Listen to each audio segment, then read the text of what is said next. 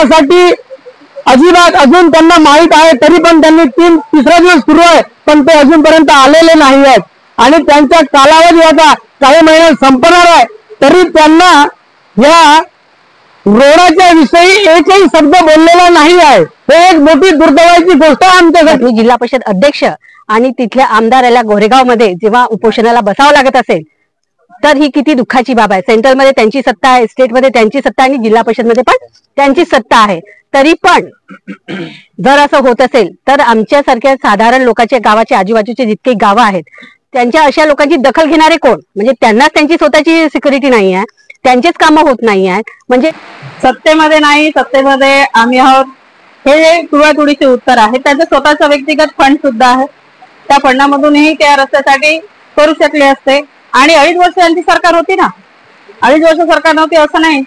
दर्शकों, अभी मैं धानोली ग्राम में मौजूद हूँ। धानोली से बामनी जोड़ने वाला रास्ता जो कि आओ ऐसे और कीचड़ से होली खेलते हुए जाने का अनुभव इस रास्ते से आपको आएगा। दूसरी ओर मैं आपको बताना चाहूँगा, यही रास्ते को लेकर यहाँ के स्थानिक जनप्रतिनिधियों ने समर्थन दिया है।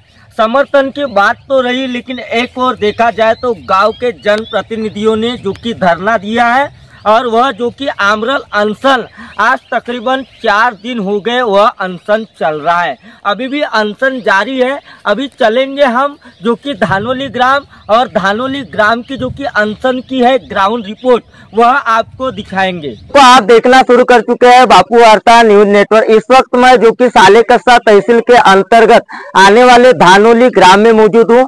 आज पिछले 4 दिनों से यहाँ पे एक जो कि आमरण उपोषण चल रहा है धानोली ग्राम में और धानोली ग्राम की समस्त जनता जो कि आज विगत 4 दिनों से जो कि आमरण अनशन कर रही है। दर्शकों, मैं आपको बताना चाहूंगा कि धानोली से बाबनी यह रास्ता कब बनेगा, यह सवाल जो कि धानोली ग्राम की जनता के बीच में सबसे बड़ा खड़ा है। दर्शकों, मैं आपको बताना चाहूंगा धानोली से बाबनी यह जो कि रास्ता तकरीबन 4 से 5 गांव को जोड़ने वाला रास्ता है और यह रास्ते के संदर्भ में यहाँ के आजू बाजू के स्थानिक जो कि जनप्रतिनिधि है, जिला परिषद सदस्य, पंचायत समिति सदस्य और ग्राम पंचायत के जो कि आजू बाजू के सरपंच तथा वहाँ के प्रतिनिधित्व करने वाले जो कि प्रतिनिधि यहाँ पे सारे लोग जमा हुए हैं और उन्होंने जो कि धानोली से बाबनी यह रास्ते को लेकर अपना समर्थन दिया है।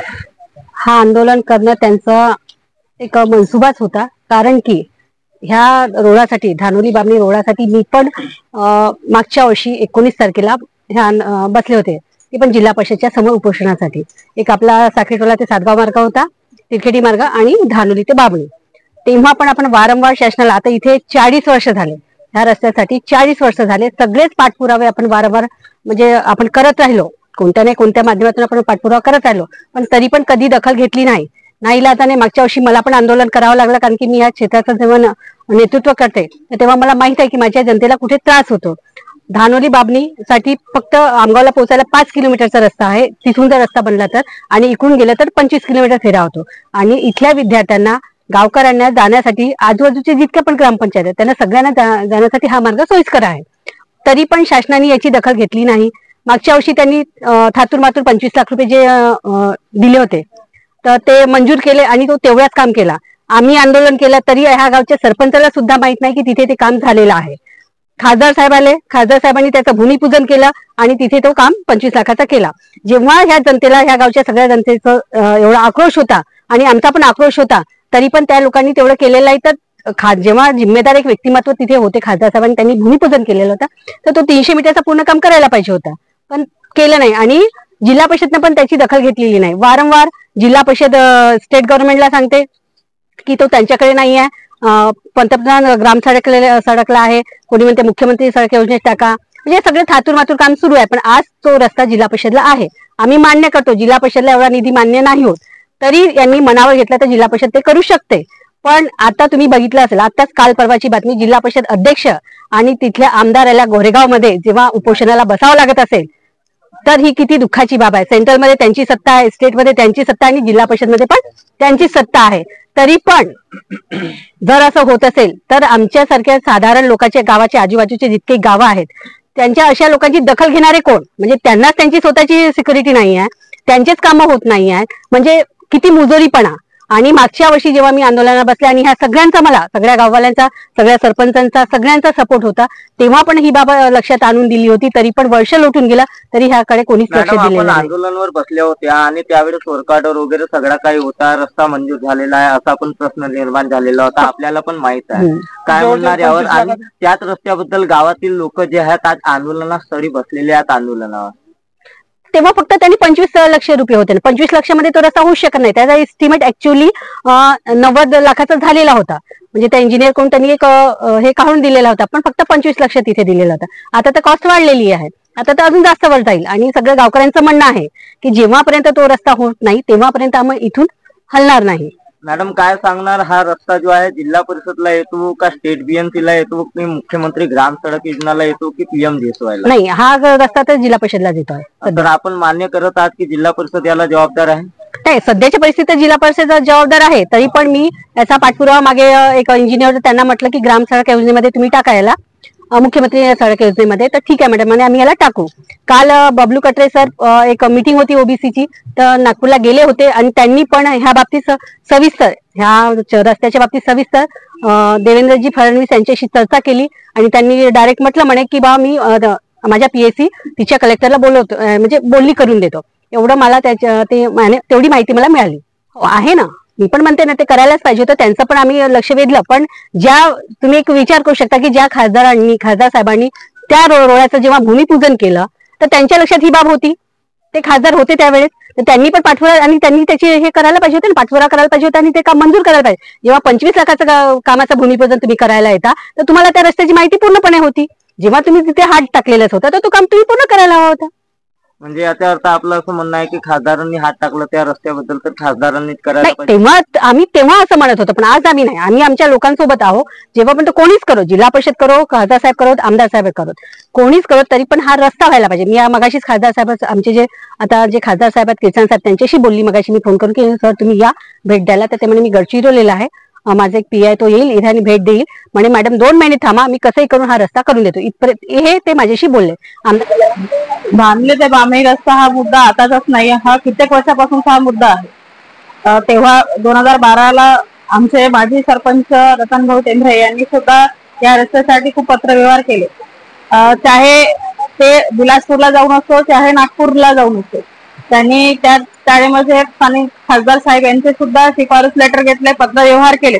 पण तरी सुद्धा हा रस्त्या संदर्भात आतापर्यंत काहीही कोणाकडून आलेलं नाहीये की हा रस्ता बनेल किंवा कधी बनणार. आपण या आग्रह उपोषणाला समर्थन दिलेला तुमच्या क्षेत्रातला? हो, समर्थन आहे माझं, कारण मी या क्षेत्राची प्रॉपर्टी आहे. मला माहिती आहे या जो रस्ता आहे, ह्या रस्त्यामध्ये माझं गाव पण येतं. माझ्या गावाचे लोक सुद्धा या रस्त्यातून जर येणं जाणं केलं तर आम्हाला आमगाव जवळ पडते. आम्हाला असं घुमून जावं लागतं सालेकसावरून. आणि जर धानोली बामणी रस्ता जर बनला तर आमच्या क्षेत्रातले जे विद्यार्थी आहेत, या क्षेत्राचे जे नागरिक आहेत, जे डेली अपडाऊन आमगावला करतात, व्यापारासाठी जे डेली अपडाऊन करतात, त्यांच्यासाठी सुरळीत होईल. पण आम्हाला एवढं फिरून जावं लागतं, त्यामुळे तोही रस्ता खराब आहे. ऍक्सिडेंटची भीती खूप जास्त आहे. या रस्त्याने जर तुम्ही गेलात तर हा रस्ता नाही, खड्डे पडलेले आहेत.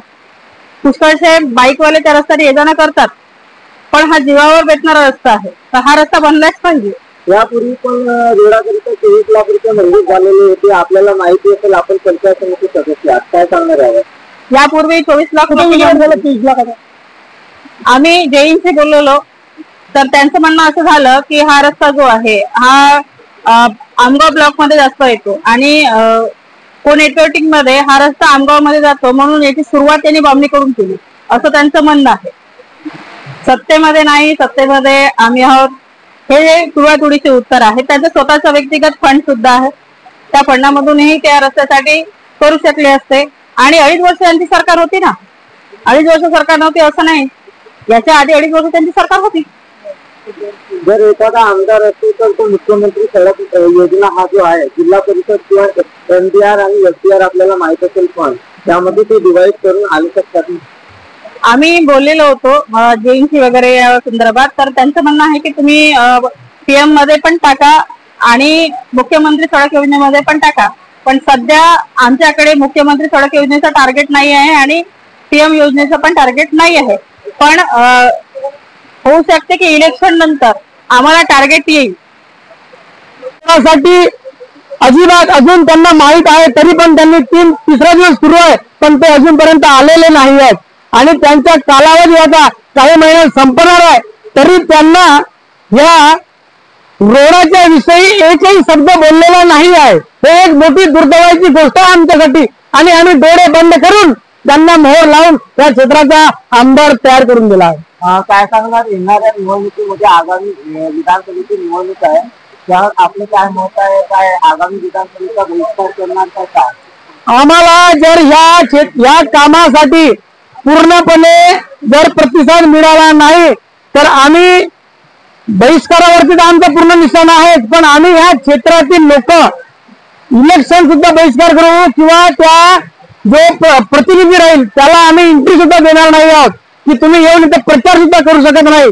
आणि जो व्यक्ती कोणी पक्षाचा असू द्या, जो आम्हाला या कार्यासाठी पूर्ण पाठिंबा देईल, आम्ही पूर्ण आमच्या गावाच नाही तर या क्षेत्रातील 10 गावं त्याच्या पाठीशी उभा रहने हमें सुद्धा देतो आम्ही. क्योंकि दर्शकों आपने देखा कि धानोली ग्राम में जो कि जिला परिषद सदस्य, पंचायत समिति सदस्य और आजू बाजू ग्राम के जो कि सरपंच और यहाँ के स्थानिक उप सरपंच और समस्त गांव की जनता थी और मौजूद थी.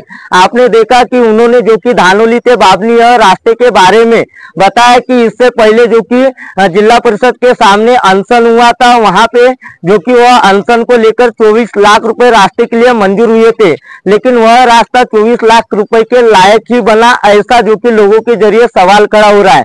अब दर्शकों दूसरी ओर देखा जाए तो गांव के लोगों का कहना एक तरफ आ रहा है कि धानोली से बाबनी रास्ता कब बनेगा, कब निधि मंजूर होगी या ऐसे ही आमरण अनशन चलते रहेगा, एक सबसे बड़ा सवाल खड़ा है. दर्शकों मिलेंगे अगले पार्ट में, पार्ट 2 के साथ बहुत ही जल्द. गोंदिया से देवेंद्र दमाए.